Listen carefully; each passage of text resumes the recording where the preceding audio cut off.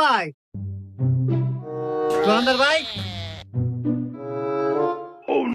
ভাই দোকানদার ভাই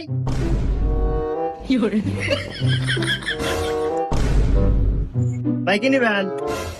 ও ভাই একটা ললিপপ নেবো 5টা দামের। ও এই নেন ভাই। আচ্ছা ভাই, এত বড় দোকান এভাবে ফালাচিয়া যান, যদি চুরি হয় কার বাসা ফালাচিয়া যান? কে ভাই? ও যে সিসি ক্যামেরা।